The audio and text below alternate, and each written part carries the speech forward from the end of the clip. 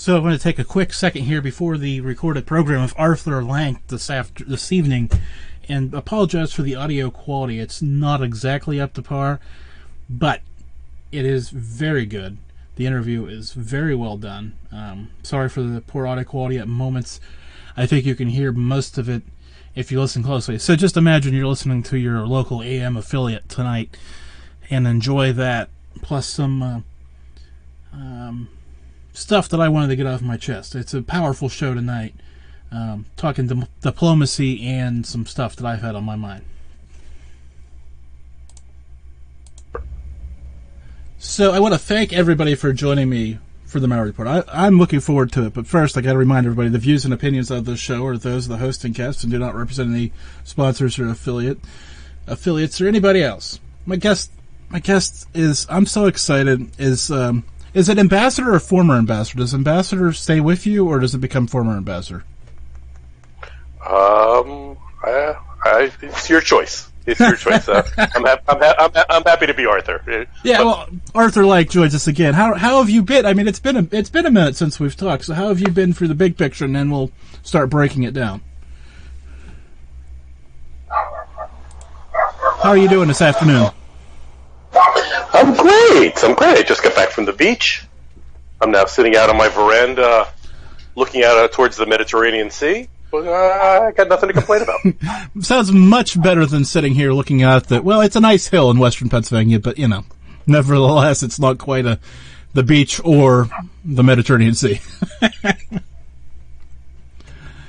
Well, hopefully you can come visit before too long. So, you kind of mentioned we were just talking a brief minute about Corona. How is that impacting you directly? I mean, how does it look over there?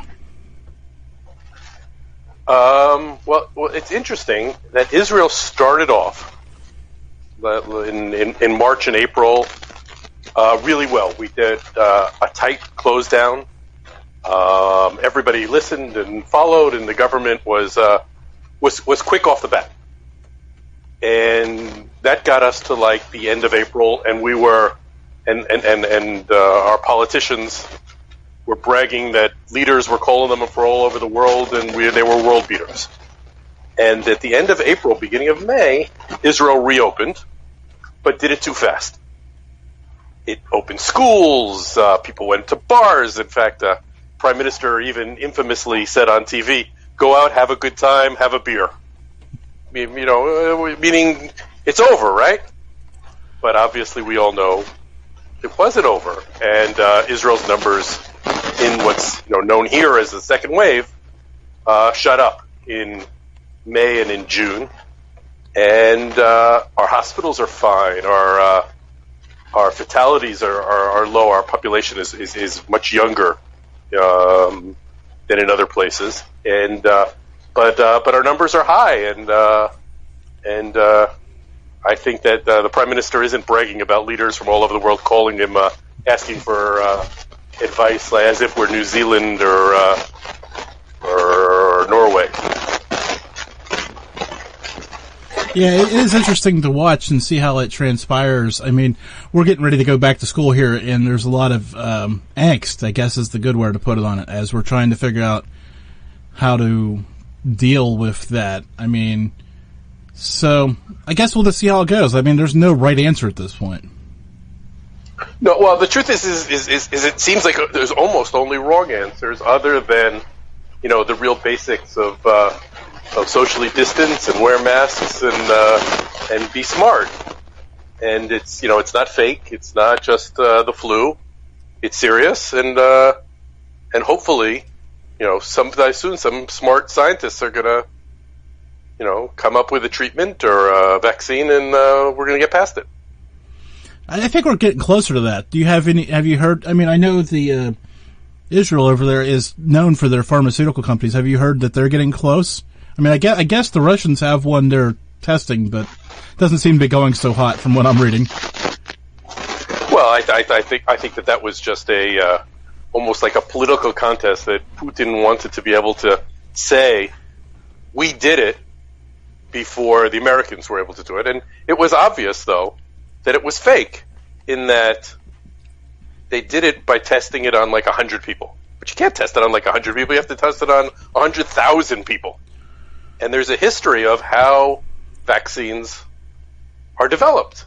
And the Russians did steps 1 and 2 out of 10. And you know what? I nobody would be happier than me or anybody else if I don't care who has the answer. But if they could find the answer, if the Russians could do it, that's great. But it doesn't seem like that serious. And there are a number of American projects and a couple of British ones that seem to be very serious. There's one Israeli one that's a little bit far behind. They say that they're going to start human testing in October. And so who knows? It would be awesome if it was an Israeli company that would come up with something like that. It would certainly move, me and my neighbors up to a higher priority level on the line, right? Because that's going to be the next thing. When there's a vaccine, who gets it first is going to be a big international story. And if you're, in Mali or in Nigeria, you're going to wait years, I fear. Yeah, I was just sitting here thinking about some of the places even South Africa would be further down the list than I'd like to think both of us would think. Well, which is why for us, and I think that for you too, it's a priority to help the scientists and do it, and make the investments and have be part of the solution. And I was just reading this afternoon online. There's an Israeli company that's working on a test. There are a million different tests for corona, right? For COVID, and some of them are better, and some of them are more painful, and some of them take time. They claim that this is almost like it's like a drink. You take a sip of something, spit it out, and within 5 seconds, you know the answer. And so that's in testing now. If that happens, that will change. That will allow people perhaps to fly again in an easier way. If we really can do instant testing, almost the way that pregnancy can have an instant test, right? That's a different part of the body, but that idea that we can get an instant result rather than waiting 24 or 48 hours or longer. And if an Israeli company thinks that they can do that was pretty cool news that I heard this afternoon. Yeah, I was going to say, I think that's almost as big as having a vaccine, so we could get back to somewhat of normal travel and business and all of these type of things would be remarkable, because I sit around, we were laughing a little bit about how much, less busy we are because of COVID. I don't think we were laughing, but I don't want to think we were crying either. So, but I sit around and think of all the businesses that it directly impacts. We hear about restaurants failing and there's airlines and hotels and all of these related industries. And I'm thinking, if this doesn't end well, let alone soon, this planet could look a lot different than it does now. Well, yeah, it's going to take a while for everybody to pull out of this. And recently they talked in Israel about taking 3 or 4 years already. Our economy is behind where we were. We were going back gangbusters. At the beginning of the year, the Israeli economy was booming, and we had almost zero unemployment, and that's not the situation now. But that's not just us or you. That's everywhere, just about. So the real reason I looked you up was the announcement of the agreement with the United Arab Emirates. What does that mean? I'm from the United States. Everything seems really stable here, obviously. But you're over there, and you know more about that region than I do. So talk me through this as an outsider. Okay. Well, what's really interesting is that for years and years and years, from Israel's founding in 1948 until the late 70s, we had no relations with any neighbor whatsoever. And I was in middle school in 1977 when the late Anwar Sadat, the president of Egypt, surprised everyone by getting on an airplane and coming to Israel and starting peace talks. And it was shocking that our biggest enemy, Egypt, made peace with us in 1979, and amazingly, it's lasted. We're now well over 40 years. And there was a thought then that maybe it would have a domino effect and lots of countries would follow, and it didn't happen. And then in the 90s, there was a peace process with the Palestinians that went forward a little bit and then faded away. But during that process, Israel made peace with our Jordanian neighbor, and that's lasted ever since. But beyond those two countries, while Israel has diplomatic relations with a number of Muslim countries, no other Arab countries have ever had an open diplomatic relations with Israel until this week, when the UAE and Israel announced that they're going to work over the next couple of weeks to establish diplomatic relations and trade and all of the other things that go with it. And it's pretty exciting news. And in fact, this afternoon, Sudan, the large Muslim country in Eastern Africa, announced that they're going to follow the UAE. And there's lots and lots of talk about other countries, whether it's Bahrain or Oman or Morocco. There's a trend going on. It's really interesting. And I think lots of these countries have decided that they have more to gain for themselves by having relations with Israel than not.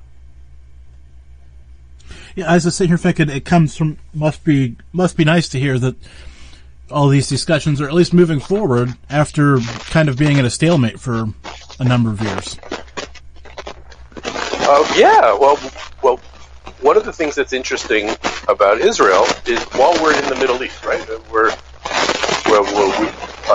the one side again, and I'm looking at it right now, is the Mediterranean to our west, but to our north is Lebanon and Syria. To our east is Jordan, and to our south is Egypt. And obviously, the Palestinians are in many ways among us in a land that we share with them. Actually, hold on, just a second. Our connection just got really bad. Hold on just a second.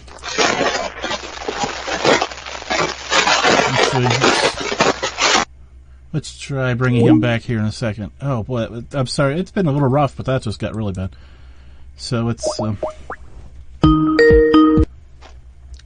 try that again. All right. There you go. It sounded like you ate all the sand at once. Yeah. So go ahead. So where did you? I think you were talking about your neighbors to the. I'll just go through the directions again. I can't remember for sure because it just so startled me when it went bad. So.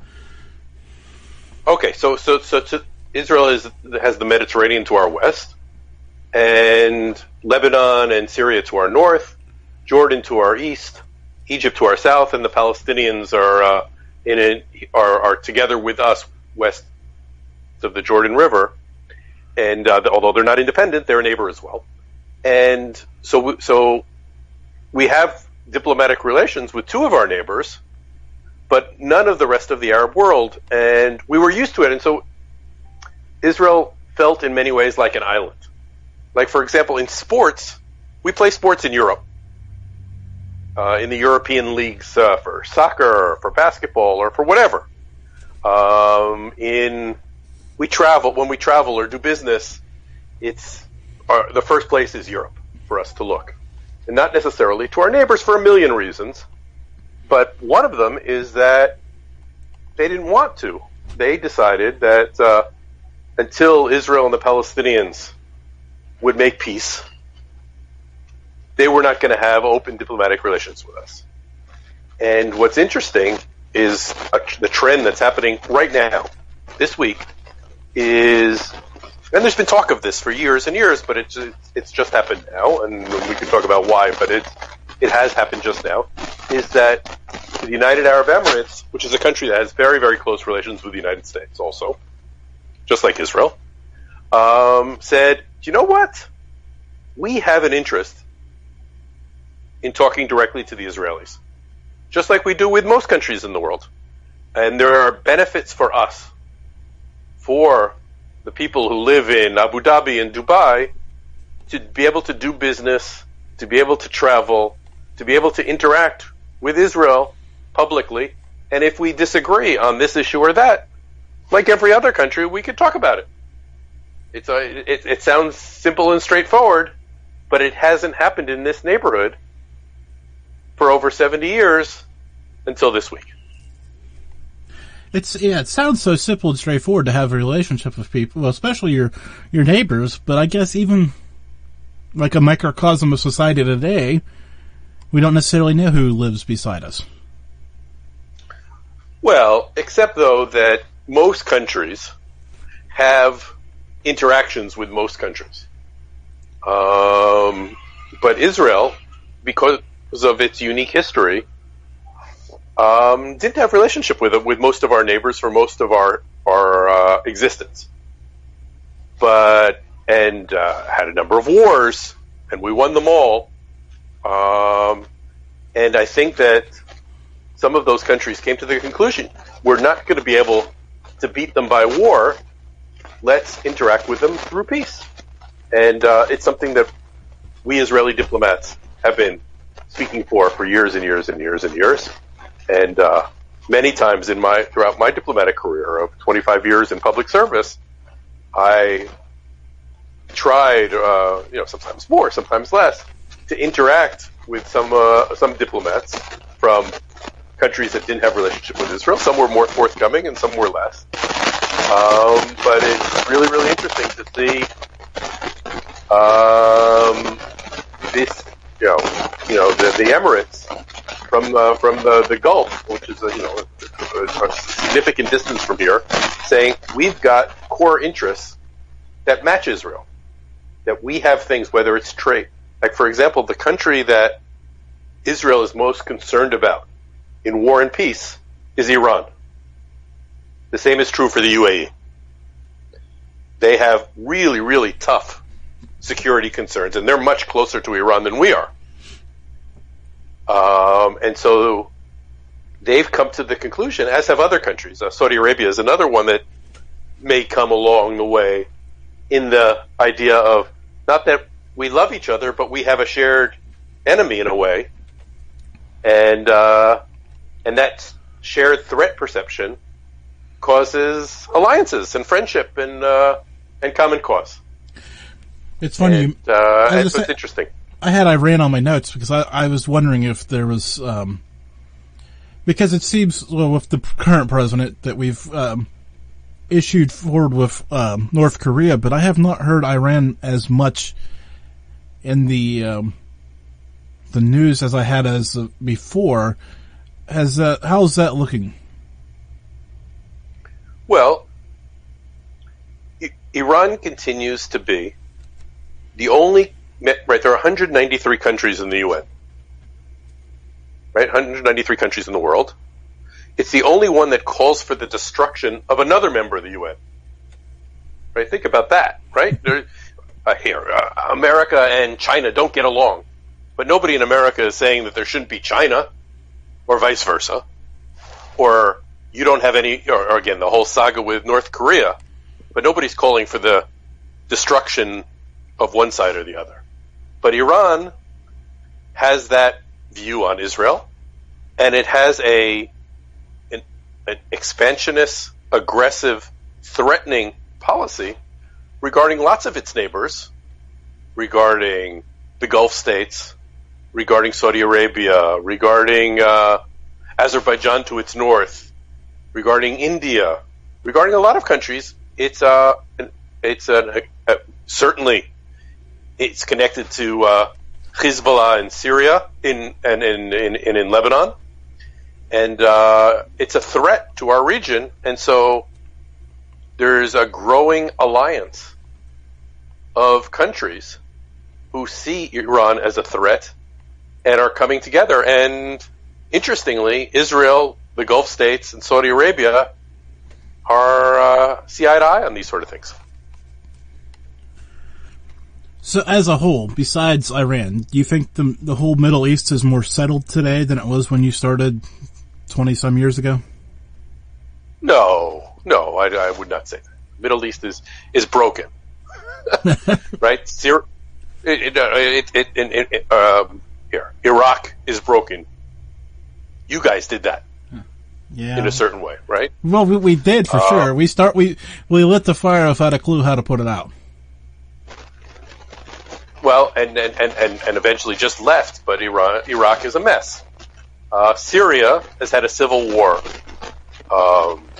and massive killing by its leader, Bashar al-Assad, who's killed well over 500,000 of his own people over the last decade.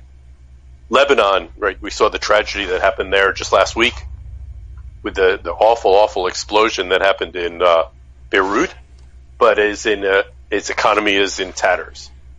There's conflict in Libya that continues today. It's just a mess, and Egypt is bankrupt. The Palestinians have endless issues and problems. Some of them are their own making. Some of them are Israel has some responsibility for too. But the one country there's a few examples of countries that look like Europe or the United States and are success stories. And two of them are Israel and the Emirates. And it's interesting that those countries are talking more and more. And in fact,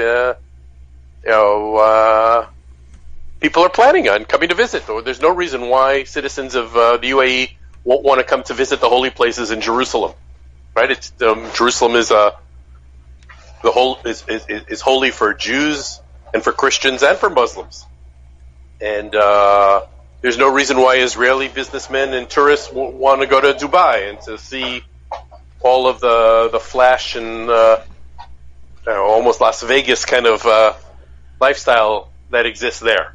And so peace and coexistence is a good thing. And so it was great that the United States played an important role of bringing two countries like Israel and the UAE together.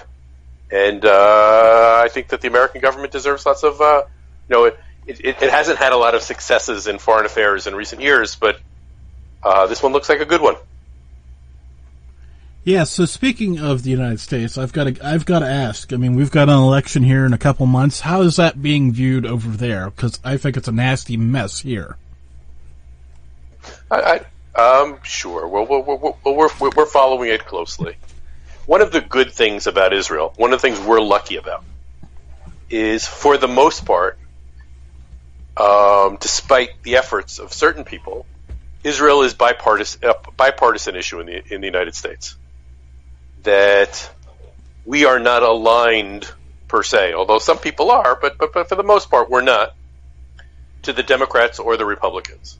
And if you read the Democrats just started their convention the other night, and the policy of the Democratic Party regarding Israel is not dramatically different than the policy of the Republican Party vis-a-vis Israel.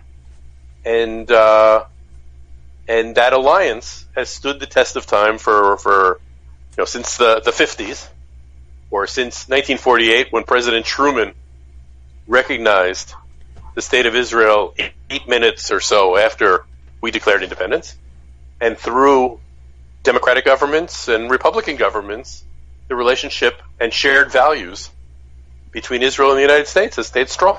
And for us, it's vital that happens, whoever wins in November.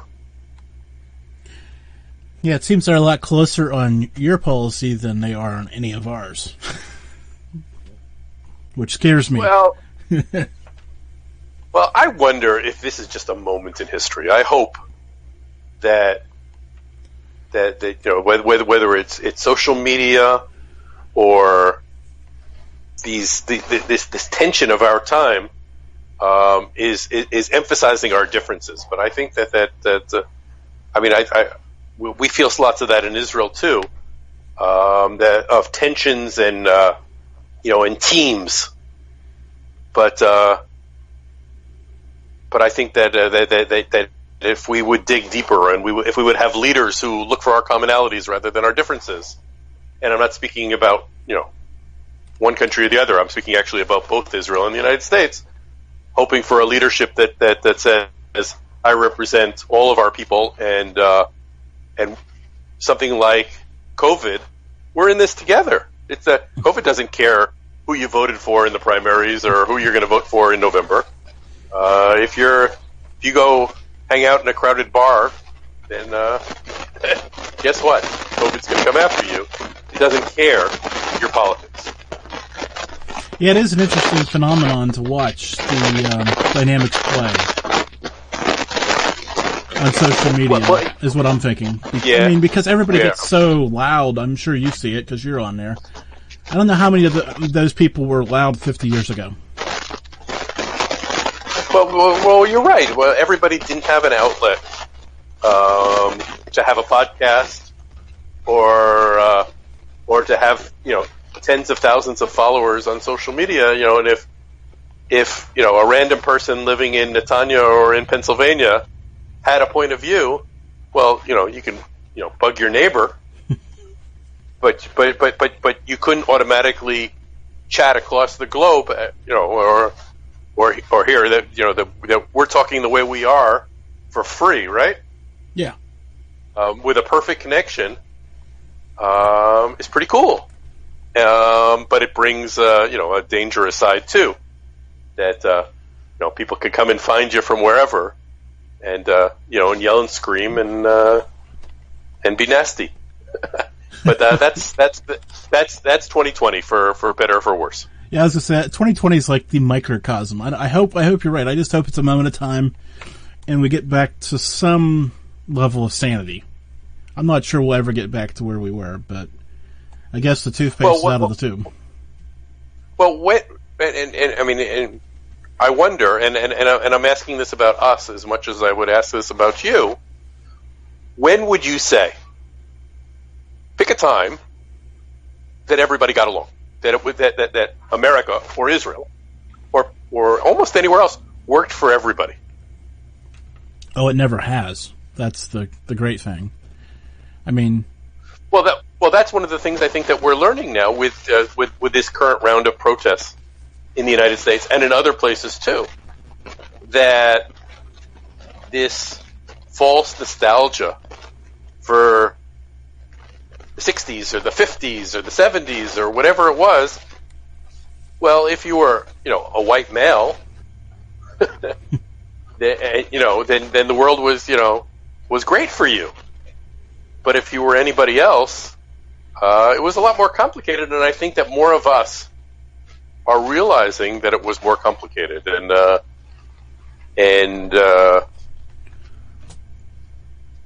think that and having that in the middle of a pandemic come out as openly as it is what makes this moment as stressful as it is, and with you guys having an election, I don't know, 2 months away, 3 months away, whatever it is, coming up pretty soon. Yeah, not soon enough so I can stop seeing the commercials, but I'm sure you understand that. Well, you're in Pennsylvania, right? Yeah. Yeah. Well, you in some ways, you guys are the most important place in America. And I wish I could open social media without seeing a campaign ad. I just so I can't wait to get back to useless car insurance ads. Oh, excuse me. They're not useless. They're great products and very valuable. In case somebody out there wants to. No, but I think it's so interesting here. I've got family who live in Florida, and I'm guessing it's exactly the same for them, because those two states, Florida and Pennsylvania, are totally in play, right? And basically, if you don't win those, if you lose those two states, whichever side it is, whether it's President Trump or Vice President Biden, you're going to lose the election if you lose both, right? Yeah. I mean, I guess there's obviously a possibility, but right as the demographics sit now, you need at least one of them, if not both of them. Yeah, and everybody knows it, and so I guess so that's your system, and it's it's a complicated system that I think that nobody really understands outside of the United States. But we watch it with interest. In here, our system is a mess too. But it's one person have one vote with one, and you add them all up together, and all of the citizens of Israel, and whoever gets the most wins. It's not split into different voting sections and areas and electors and electoral college, and it's very straightforward in a way. But on the other hand, we've never once had one party that's had an absolute majority. Every single time, it's been a coalition over the last 70 years. A mix of big parties and little parties and different groups and interests. And I don't know, within our parliament right now, I think we have 9 different political parties, not just, you guys are somehow make it by with 2.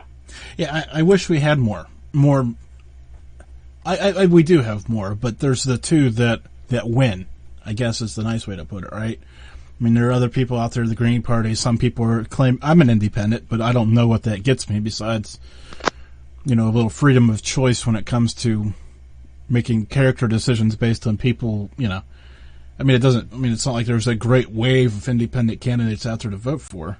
So. Right. So now that you're got your feet up on the beach and semi-slowed down, what are you doing to fill the days? Besides reading, keeping up on all the news, have you picked up any new hobbies or anything? Well, I have more time to go to the beach, and so that's a good hobby. But what I've done is I've opened a company, a consultancy, that I work with Israeli companies, helping them work internationally.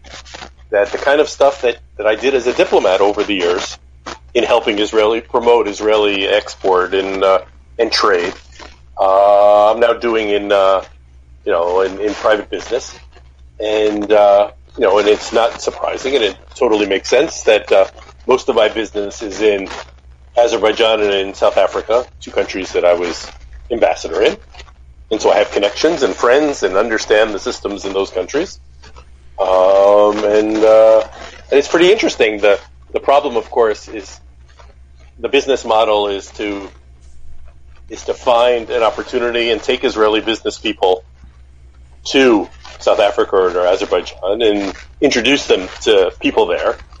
But obviously, since March, nobody's traveling, and I can't do it.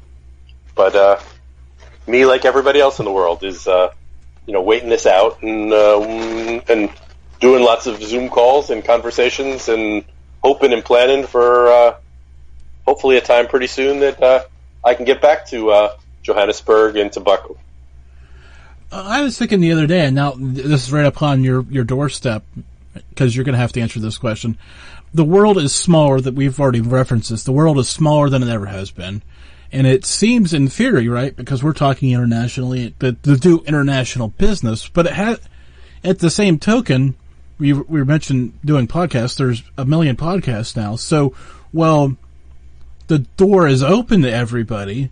So the human relationship seems to me to have as much value today as it ever has. Now, tell me I'm wrong. No, I think it's true. Here, I'm going to disagree with leaders of both your country and mine. Both Mr. Trump and Mr. Netanyahu don't really believe in professional diplomacy, in professional relationship building. They think, here, give an example with President Trump, and I'll give an example of both so that I sound politically correct. President Trump said, if I get in a room with the leader of North Korea, I can make a deal with him because I know how to make a deal. Well, it turned out to be harder than he thought. The same thing for Mr. Netanyahu. He thought that all he had to do was to present certain ideas and go talk to, or just give you an example with the UK. Well, I could pick up the phone and call Boris Johnson, the Prime Minister of the UK, and any problem that we have could be solved. I don't believe that to be true. I believe that it's more complicated than just personal relationships, although personal relationships are important. I think that there are interests and there are needs and cultures that you need to understand and develop relationships over time by being on the ground. And I think professional diplomats, by living in countries and building up relationships and understandings of intercultural cues and tips and ideas, help the ability to bridge the cultural gaps. I'm a big. It's no surprise that I'm a big believer in professional diplomacy, and I mean, boy, that's self-serving. But I truly believe it to be true that how can you understand the United States without spending a significant amount of time there? You can't just understand it by watching a couple of Hollywood movies. Yeah, because some of them will give you the total wrong idea. Well, that's it. But if you spent 5 years living in Pittsburgh, you'll get to the point that you'll have an understanding of that area's priorities and threats and needs and concerns. And if you were in Pittsburgh over the last year and lived through what happened, the awful tragedy, the horrific shooting that took place in the synagogue there, and you get your finger on the pulse of the way that Pittsburgh as a community responded, with the 99.9% of the people responding beautifully as neighbors and saying, this isn't who we are. Unless you live through that and you just watch America from a distance, you think, there are shootings going on all the time. That's all Americans are doing. But Pittsburgh, I think, showed to me that that's not what the vast majority of people are in the United States, or in that specific part of the United States. And that nuance you only get from spending time in a place, I think. I agree. And, I've ran out of questions. I'm sure I could figure out more, but I don't want to take you away from your beautiful afternoon or almost evening there. It's almost, the sun's got to almost be setting over there, huh? Yeah, it's 8:30 here, but it's good. I got no complaints. I got the news on silence, which is the exact right way for the news to be. Well, that's okay. I'll fill a little time out here, and I'll let you get back to whatever you're doing. And I appreciate you immensely. And if there's anything that ever pops up that you want to talk about, want to get out on the quote unquote world stage, let me know. Well, thanks, Jim. It's great to talk to you a second time, and anytime. It's great to talk to you, and I wish you, good health and being careful, and your family all being well, and we all get out of this pandemic as quickly as possible, and life for Americans and Israelis and everybody else to get back to normal. Sounds good. I wish you all the best too, and I'm happy to hear you're retired and doing well. Well, thanks, Jim. Cheers. Have a good day. You too. And that's former Ambassador Arthur Lenk. I heard about the audio, but man, he was just on point, and I didn't want to keep disconnecting and reconnecting. I think it wasn't. It's pretty good. Maybe it was worse for me because I keep my audio levels really high. But I just want to take a few minutes and reflect here. Seems we're at a pivotal point, as we were mentioning. We're headed down the barrel of the election. We're in between the Republican convention and the Democratic convention, and I think it's time that we kind of take a moment and remember what's going on around the world, especially since there was a great peace deal made, to honor that and pause and reflect on what is going on. I mean, we so often, and I know I'm guilty as a sin of this, get lost in the reality of today, right? The headlines, the COVID stories, the number of cases, the number of deaths. We all get lost in those moments, right? Especially as, like I said, the kids are starting to return to school, and how does that all shape? And we're losing college football, but we're fighting for football in Pennsylvania and professional. I mean, there's so many different nuanced details that come across our feeds every day. But we get so lost in the moments, so lost in ourselves that we don't take time and pause to reflect on what's going on around us. So that is the goal of this show today. To take a moment, take a little time, pause, reflect, realize the world is a bigger place and the world struggle has its own struggles. We have our struggles. Remember, our neighbors have their struggles, right? I got to implore us to take a moment. I know I sat down Friday night, actually, when I had booked Arthur to come on the show. I've been going through my Twitter feed, follower by follower, right? The big Twitter feed, at Malliard Report, the one with 80,000 plus followers, which is dropping every day, which concerns me. But that's another conversation for another point. But I've been going through the people that I've been following, the roughly 20,000. I've unfollowed a bunch in the last few weeks, but I've went through follower by follower and said, I know that person right there, Arthur Lenk. He was a guest on the show. Oh wait, we had a peace agreement just the other day. I need to talk to him. Send him a message. And then I went and seen some former listeners to the program that used to hang out in the duck pond. I haven't seen them in a long time. I said, I need to reach out to them, make sure they're doing all right. Has nothing to do with this program, right? But I've seen them. They were part of the growth of the show, so I must reach out and say hello, because we all get busy. We all get lost. And at the end of the day, like Mr. Lenk was telling us, the personal relationships, the connections that we make, the deals that happen or don't happen, make us. Right? So, what I'm imploring you to do is slow down. Not necessarily worry about the numbers or the headlines or the election, but worry about the people. Now, I'm going to come across preachy in the next little bit, because I've already have, I'm sure. And I'm sure some of you have already tuned out and just don't care.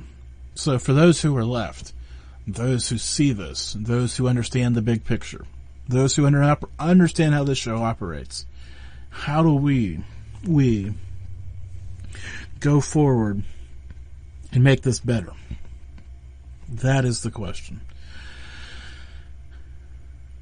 Now, having said all of that, so we're going to take time. First thing we're going to do is we're going to take time for each other. Now, having recorded the show in the middle of the afternoon, I'll be able to be listening with you tonight when the show's live at 9 p.m. Eastern on Tuesday nights. TheMalliardReport.com, the home of the new live, single best thing I've done page, right? But we're going to connect. That's the first place we connect, right? On the duck pond. You get to interact with other listeners. You get to interact with me. That is the most special place we have. Right? Anyway else, you kind of get a delay in your feedback. If you're commenting on social media, commenting on the video post, commenting here, commenting there, emailing me, everything has a delay. But Tuesday nights, 9 p.m. Eastern, on the duck pond there, everything happens live and interactive with not only me, but other listeners to this program. It's phenomenal. I'm telling you. Through the years, there have been a number of great friendships developed, not only for me, but for other listeners. Some business partnerships that have come out of there. Some interviews on other shows have come from there. I can't express what that network of people. It's not a static network of people. People come, like I said, and people go. But it's always engaging. So that's number one. Number two, maybe tonight's show wasn't your cup of tea, but you're still here because you value the content I produce. That's great. So what you need to do is find a show that you really liked. If it was Brad Melzer, or I know right now the show that's been flying the last 4 weeks is the interview I did with Bob Levine of Levine Family Racing, who recently announced he's selling his team. Has been just flying because people wanted to hear his story of how he got there. And there's interviews with any number of people. Jesse Ventura has been popular. Roger Stone is always popular.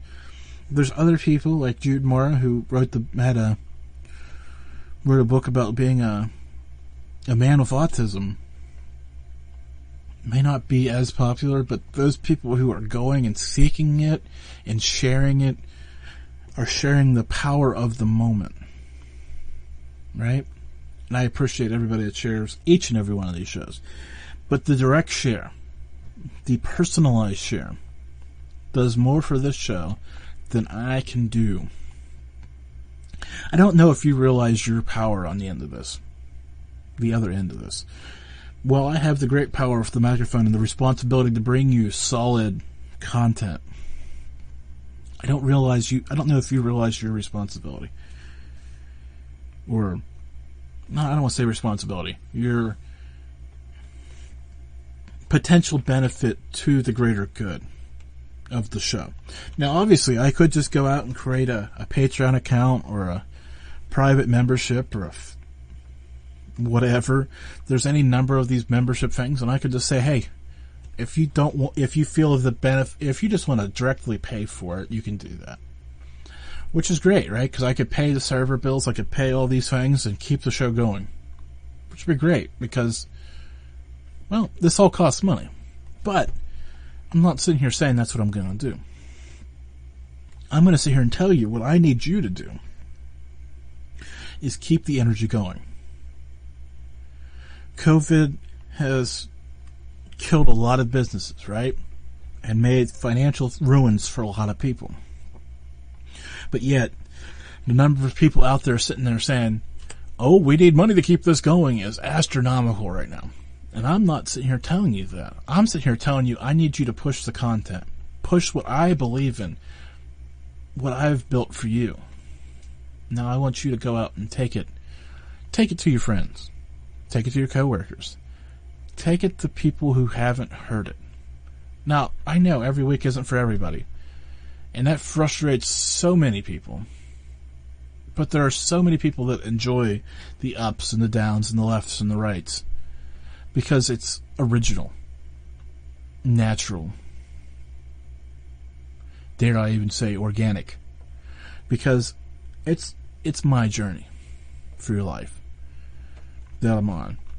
The last month, you've noticed some live calls, a special show about racism, tonight's show with Arthur Lenk. I haven't been booking out nearly as far. I haven't been scripting the script. I've been letting the universe guide the show. For good, bad, or indifferent. It's been doing that. And I've really felt a month ago that I was making a mistake by doing that. Now I don't feel that way. I'm back to feeling empowered to let the universe take the show where it needs to take it. I mean, you look at John Carmen last week, right on point. Ambassador Lenk, right on point. Mark Anthony and Anthony Perfea, right on point. Right where the show needed to be at that moment. The show is as much about being in today's moment as documenting them for the future, for 5, 10 years from now. But Jim, how do you know? So many podcasts come and go. How can you be sure that you're going to be here in 5 or 10 years? Well, there's obviously no guarantee, right? But I know, having done the show for over 9 years now, that I consistently show up and consistently put forth, I don't want to say the best show I can, but the best show that I can that week. Things change. Personally and on air all the time. But I know when I leave the studio, I always believe that I've given you the best that I could that week. It may not be what I wanted to give you, but it was the best that I could that week. So we're going to get out there and share. We're going to make human connections. The friends, we always say we need to get together more. We need to do this. We need to do that. I'm as bad as anybody. But I've been trying, making a concerted effort to reach out and connect with people in a more genuine way. Not just saying hello, but honestly checking in on people. Because at the end of the day, people are what make life good.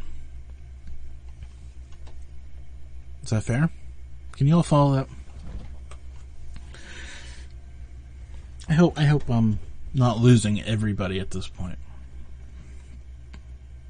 I'm just trying to get off my mind what's been on my mind and weighing on me for a while now. And I think this was the opportunity that I needed to get it out. Just get it out in the open. That while a lot's going on around us, we need to be the eye of the storm for those around us and be a calming force. And not only be a calming force, but share with them ideas, concepts, even this show. Help them. How many of your friends sit out there and say, I can't find anything to do? Can't find anything worth watching or listening to, and you just kind of let that status go by? Or how many times do you see somebody asking for podcast recommendations? Or, my goodness, I listened to a podcast the other day, and they sat there. The show was 25 minutes long, and I swear the actual content of the show was just 5 minutes. I felt my time had been abused. Normally I run the guests for the full hour, but today I just needed to take the time, slow down, and for once say, I need you to share the show. I need you to share the show. And the other thing they were banging hard on is subscribing. I don't care if you subscribe or not. I don't care if you leave a review or not. I mean, I know there's been a bunch of people that have through the years, and I appreciate each and every one of them because I use them on Twitter and other social media, well, just mainly Twitter right now, to promote the show. Right? I get it. Good, kind words I always appreciate.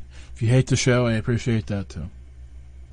Because there are times, no matter how good the show, the best show I could put out for you is, it is very hateable. Right? But I'm not sitting here going to say, give me 5 stars because I have earned it. You know what you think and what you feel. And more importantly, you taking the time to listen. That is more important than 5 stars to me. That is more important than you typing a paragraph into an iTunes review. Well, those have weights on iTunes and other places. The actual time that you put in while you're driving, while you're out working out, while you're doing whatever it is you're doing, that is more valuable. But the larger point is we need to make sure we're good to each other. And I want you out there to hold me accountable to being good to people. And if you've listened to this show and we've talked before and I haven't talked to you in a while, hold me accountable right now and send me a message and say, hey, I love the show, I love you, but you forgot about me. I know there are hundreds of people that listen to the show, and I've probably connected to dozens of them, right? And yeah, people fall through the cracks. I've lost friends. I just lost them because I have not paid attention to them. But at the end of the day, we've got to make it work. So, hold me accountable to this. But please also take the time and share something you're passionate about. If there's another show out there that you listen to more and you enjoy more, share it too. Because what people don't understand is, like, I posted the other day on my personal Facebook about being the #1 podcast in, where was it? Cyprus. The #1 news commentary podcast in Cyprus. Very cool, very grateful, very humbling, because that is the first time I've ever seen the show attached to a #1 ranking anywhere in the world. Right? In its category, news commentary, which is a tough category because, let me tell you why it's a tough category. Has the Mark Levine show, the Glenn Beck show, the Blaze Network, which, is Glenn's network, but he has a dozen podcasts that goes with it. Westwood One, Mark Levine, right? You see where I'm at? Do you see what I'm telling you? I'm sitting at home. right? In a small studio with a handcrafted wooden sign beside me that I labored to build myself out of love for this show. In a studio that cost a couple $100 to build. Trying to compete with those $1 million companies. Not only competing with them, but for fleeting moments in time, beating them. Now, as a listener to this show, you understand what I've done for that. The process, the work. And I'm just saying, let's share. Let's share it. Let's share the experience of people that are interested. That's all I want. I don't want your $4.99 a month. If you want to buy a t-shirt, buy a t-shirt. duckpond.shop. duckpondshop.com. Cheese it, Pete. Can't even get that right. You buy enough t-shirts, we'll keep the show in there. No, I'm not going to say that either. But it's true. Right? At the end of the day. It always blows my mind, right? Cyprus, right? That's the latest place that's been... Saudi Arabia, it peaked over there. Currently, well, it was in the top 50 in the... Well, it's not, I don't think right now, but... In Ireland's all-time... Say that again, all-time news commentary list for iTunes. It's pretty strong. When you figure what you're against, and you realize that a 1-hour podcast can compete with the daily Glenn Beck program. It's pretty strong. And I'm grateful for everybody, but we need to keep it going, right? We just need to build some great momentum and do great things in the next 10 years.